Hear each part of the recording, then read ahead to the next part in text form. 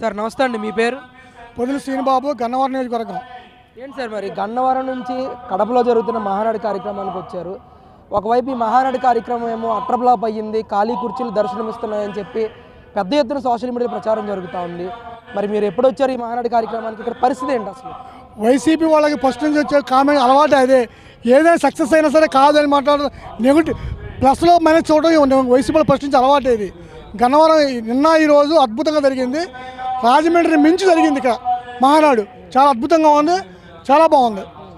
ఏంటంటే మరి ఒకవైపు జగన్మోహన్ రెడ్డి గారు కూడా మాట్లాడుతూ ఉన్నారు, తన పరిపాలన మీద వ్యతిరేకతను కప్పిపుచ్చుకోవడానికే ఈరోజు చంద్రబాబు నాయుడు మహానాడు అనే ఒక డ్రామాని ప్రజల ముందుకు తీసుకొచ్చాడు అని చెప్పేసి మాట్లాడుతున్నారు. ఏమంటే కళ్ళుండి చూడలేని వాళ్ళు వైసీపీ నాయకులు ఫస్ట్ నుంచి వాళ్ళు అదే పద్ధతిలో మెయింటైన్ చేస్తున్నారు.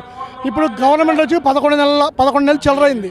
ఈ 11 నెలల్లో వాళ్ళు 5 సంవత్సరాలు చేసిన పనులు ఈ బాబు గారు కూటమి ప్రభుత్వం 11 నెలలు చేసి చూపించారు. రాష్ట్రానికి అప్పుడు 4,50,000 కోట్లు నిధులు తెచ్చారు. 2,20,000 పైచలకు ఉద్యోగాలు ఇచ్చారు.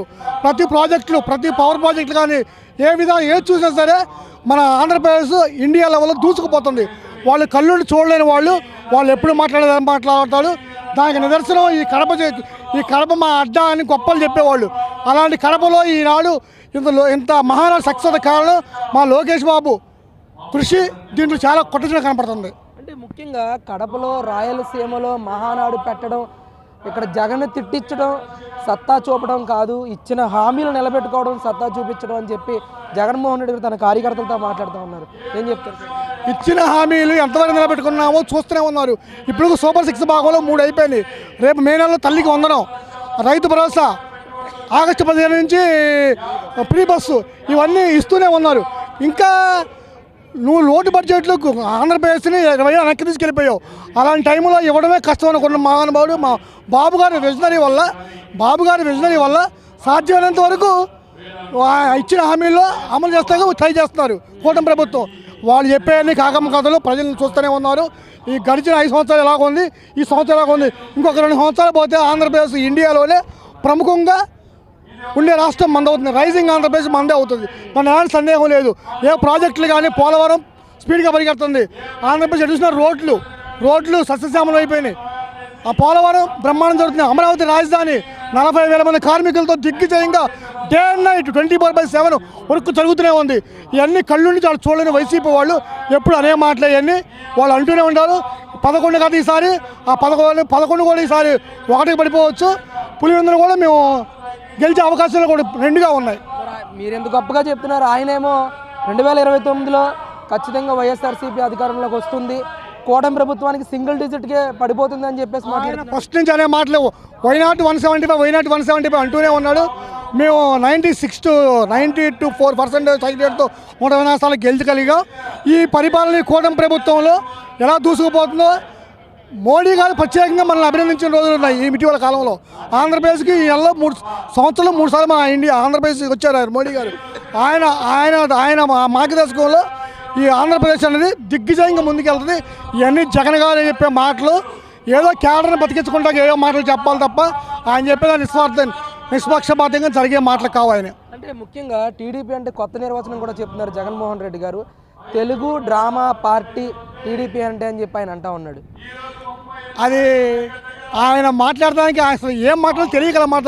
డ్రామా పార్టీ కాదు, 43 సంవత్సరాలు తెలుగుదేశం ప్రాంతీయ పార్టీ ఇది. ఎందుకంటే ఆ రోజుల్లో తెలుగు వారి ఆత్మ నినాదంతో పుట్టిన పార్టీ తెలుగుదేశం పార్టీ. కులము, మతము, ప్రాంతంతో పుట్టిన పార్టీ కాదు ఇది. అది తెలుగు జాతీయతతో పుట్టిన పార్టీ. 43 సంవత్సరాలు మహానుభావుడు ఎన్టీ రామారావు పార్టీ పార్టీ. ఈరోజు ఆయన పుట్టినరోజు సందర్భంగా 10 సంవత్సరం మనం మహానాడు ఏర్పడుకున్నాం. జగన్ గారు చెప్పాయని పూటకప్పు మాటలు ప్రజలు ఎవరు ఆయన మాటలు ఆగించబడలేదు.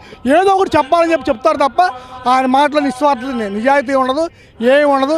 ఏది మాట్లాడాలని చూసి మాట్లాడాలి, స్క్రిప్ట్ రేసి రెడీ ఇవ్వాలి తప్ప ఆయన స్వతంగా మాట్లాడలేడు. మీడియా ముందుకు మీరు అడిగిన కోసం నేను సమాధానం చెప్తున్నాను. ఆయన ఎప్పుడైతే మీడియా పబ్లిక్ పెట్టినప్పుడు ఆయన చెప్పింది కానీ ఎదురు క్వశ్చన్ చేసే వాళ్ళు ఎవరు ఉండరు. ఆయన ఒకేషన్ మీడియా సోదరులే వెళ్తారు. ప్రతిప్రశ్న అనేది ఉండదు ఆయన దగ్గర. చెప్పింది రాసుకోవడం తప్ప ఏమి ఉండదు. అసలు ఈ కూటమి పాలన పట్ల ప్రజలు సంతృప్తిగా ఉన్నారా? 100% సంతృప్తిగా. ఎందుకంటే నేను ఫైనాన్స్ నిమిత్తం ఆంధ్రప్రదేశ్ ఒరిస్సా విశాఖ జిల్లా నుంచి విజయవాడ వరకు నేను తిరుగుతూనే ఉంటాను. ఎక్కడ చూసినా సరే సంతృప్తిగా ఉన్నారు. ఇప్పుడు ఇది కూటమి ప్రభుత్వం అంటే మా పార్టీలో కొద్దిగా ఉంటాయి కాబట్టి ఈ నామినేట్ పోస్టులు అది ఇది ఉన్నాయి, అవి కూడా ఏమవ్వదు, సర్దుకుంటుంది. బాబు గారు కష్టపడే వాళ్ళకి, లోకేష్ కష్టపడే అవకాశాలు ఇస్తున్నారు. దానికి నిదర్శనం మాలాంటి వాళ్ళు ఉన్నాం. కొత్తగా పార్టీలకు వచ్చిన వాళ్ళు కూడా అందరినీ చూసుకుంటున్నారు.